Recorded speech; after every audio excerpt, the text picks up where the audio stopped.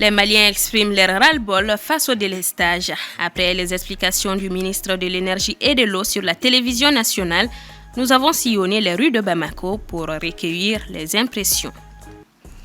L'importance des documents administratifs, c'est le premier épisode de notre série de la semaine. Suite au lancement des concours militaires, les potentiels candidats affluent les lieux d'obtention de ces précieux documents. Accusés de nuire à la santé de leurs enfants, plusieurs États aux États-Unis portent plainte contre Meta. Mesdames et messieurs, bonsoir et merci de nous rejoindre dans ce bulletin d'information. L'interview de la ministre de l'Énergie et de l'Eau fait beaucoup jaser. Ce matin, nous avons sillonné la ville pour recueillir des avis de certains Bamakois. Écoutons. Comme vous voulez, ni moi la cour de haut. Ni moi malais mentalement ma glanflo et changement comme so bon faut qu'on aide mais aide que le dernier mal secteur bedou l'état aussi est foutu dans cette affaire là quoi parce que faut que jo là parce que moi on veut bla tout era bla yo on a que ça dit que akanga chide ka glan kura tukuni quoi pour que kura ko la mo ko kalafia tiens ko na ni ka jamana na sekin ko fedi mo ko ni nga barado ne hakilla tigi ka nga nyangi demba ya tigi do demba ya tigi te parce que jamana kungo de do mɔgɔ kelen ka hɛrɛ e kana jama ka hɛrɛ ta k'a k'i kelen ta ye u ni ɲangini min ka kan ka daw kan yɛrɛ de ne yɛrɛ kɔni ko ta kan ka daw kan yɛrɛ de parce que an bɛɛ tɔɔrɔ la an bɛɛ ɲanina banabagatɔw bɛ yen mɔgɔkɔrɔbaw bɛ yen nɔ funteni b'u la fo ka fini ɲigin k'a daw la yɔrɔ e b'a dɔn o fana ma nɔgɔn dɛ ou bien de a ka gérer a ka kan ka kɛ cogo min na a ka kɛ ten ten walahi ala hali n'a sɔrɔ ne yɛrɛ fa b'a la a kan ka minɛ ka datugu yɛrɛ walahi awɔ kurantigɛ a gérer no mɔgɔ kan a ye mɔgɔ caman dɛsɛ i ka baara la an yɛrɛ ouvriers ye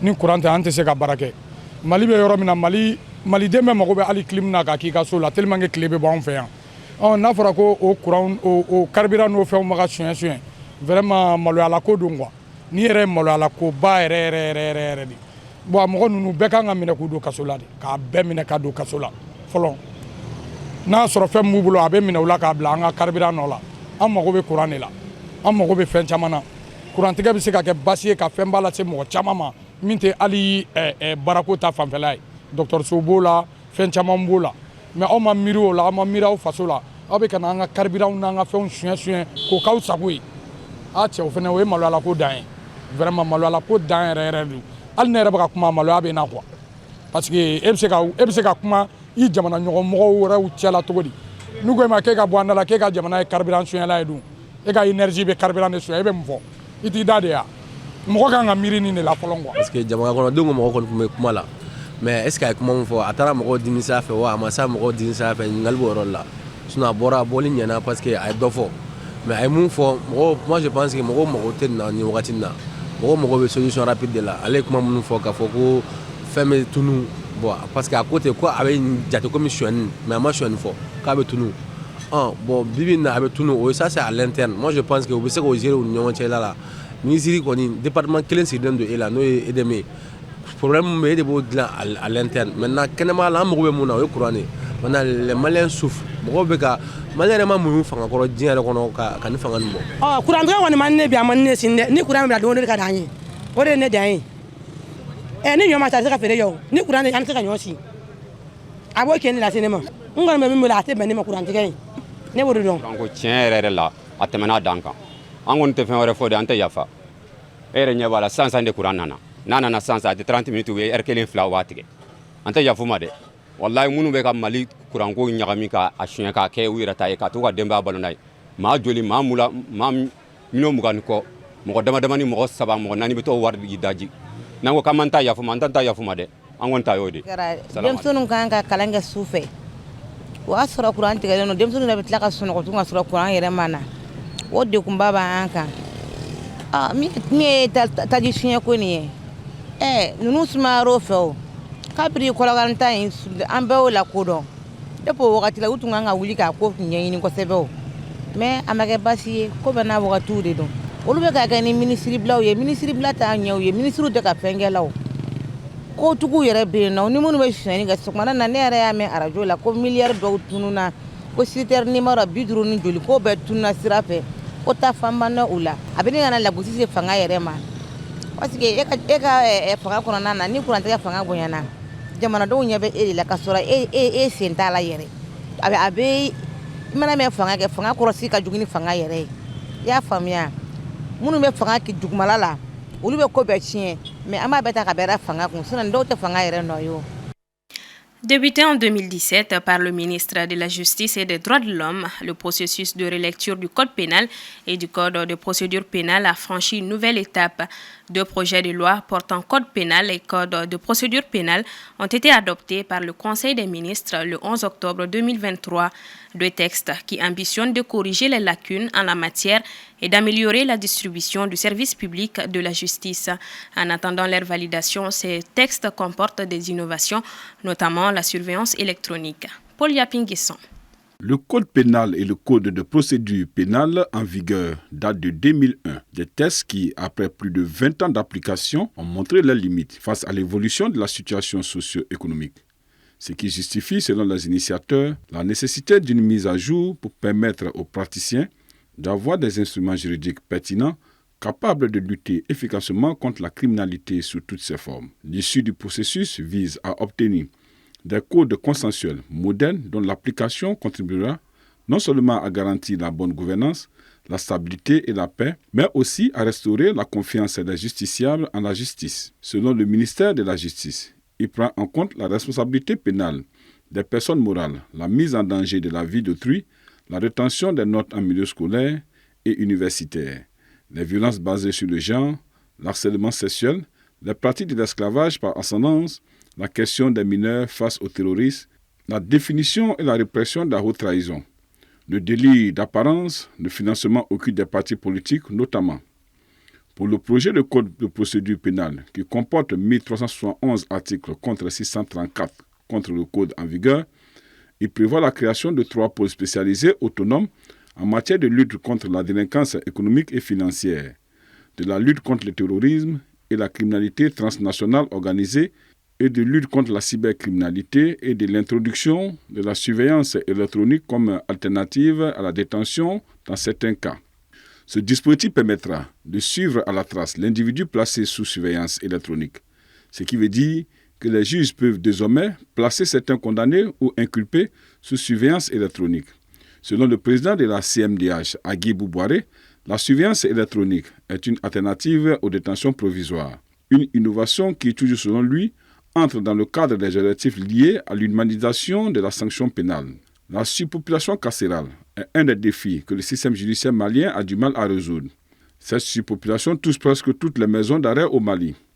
Elle conduit à des violations des droits des détenus, comme l'accès à la santé, à une nourriture de qualité, etc. Malgré la lettre de plusieurs acteurs du milieu carcéral et des organisations de défense des droits de l'homme, le drame persiste. Selon la Commission nationale des droits de l'homme, le ratio normal est d'un agent pour 10 détenus.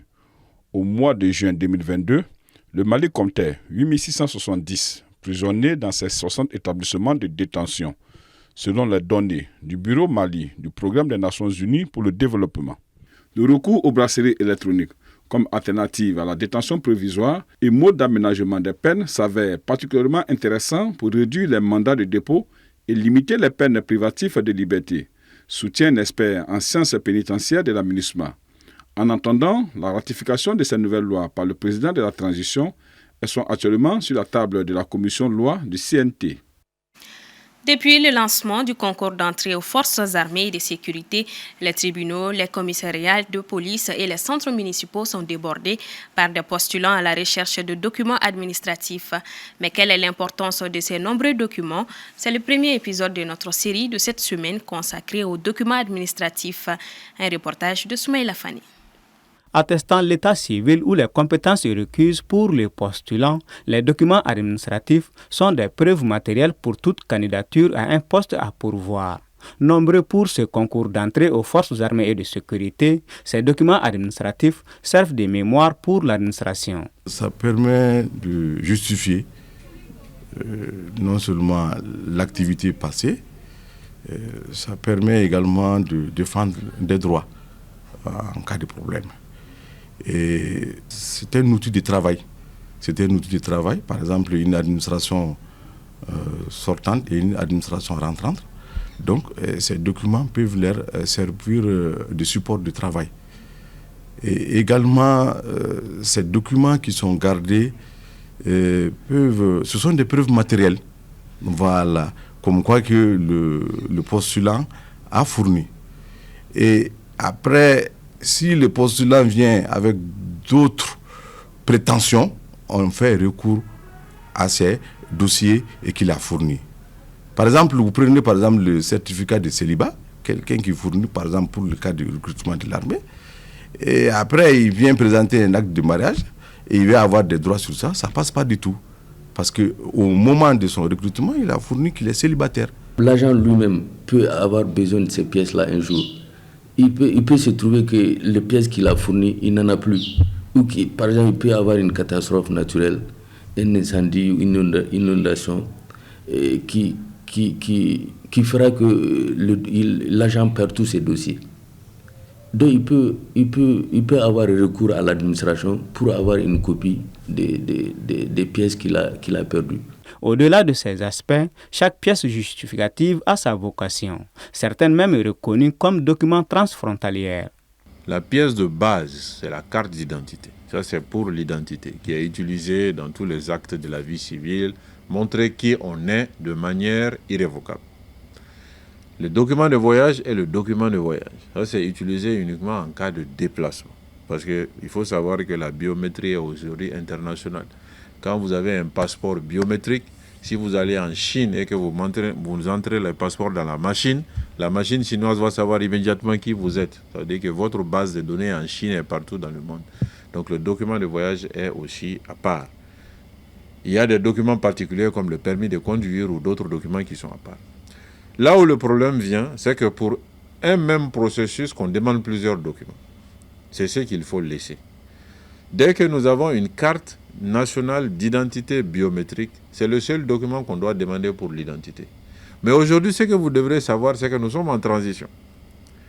Nous avons une coexistence entre carte nationale d'identité établie selon l'ancien processus et de carte nationale d'identité biométrique établie sur la base de la biométrie. Donc quand on est en transition, pour des raisons de contrôle, les administrations peuvent demander 2 documents pour juste valider la même personne. Malheureusement, ces documents portant sur la justification d'identité, aussi indispensables pour la vie courante, sont négligés par les citoyens qui ne les cherchent qu'à l'occasion des concours. Le deuxième tour de la présidentielle au Libéria opposera le 14 novembre le président sortant George Weah et son challenger Joseph Boaké, arrivés au coude à coude au premier tour avec respectivement 43,83% et 43,44% des voix, selon les résultats finaux donnés mardi par la présidente de la commission électorale. Ce duel qui s'annonce indécis entre les 2 candidats est la revanche de l'élection de 2017 remportée par M. Weah. Les 2 hommes étaient déjà sûrs d'accéder au deuxième tour en raison des résultats provisoires énoncés quotidiennement par la commission électorale.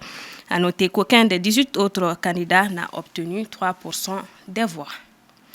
Sur un tout autre plan, aux États-Unis, plus de 40 États ont lancé des poursuites ce mardi contre le géant des réseaux sociaux Meta, accusant ses applications Facebook et Instagram de nuire à la santé mentale et physique de leurs enfants. Ibrahim Babi sur les images d'Assetoumani Koulibaly.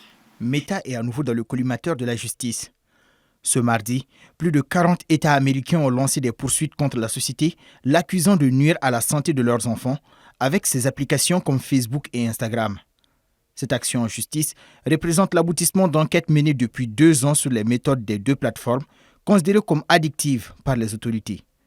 Selon la plainte de ce mardi 24 octobre, les fonctionnalités de Facebook et Instagram ont été conçues pour manipuler les jeunes utilisateurs afin de les inciter à utiliser les plateformes de manière compulsive et prolongée. En 2021, les États s'étaient déjà mobilisés après qu'une ex-employée de Facebook ait lancé l'alerte sur les pratiques de son ancienne entreprise.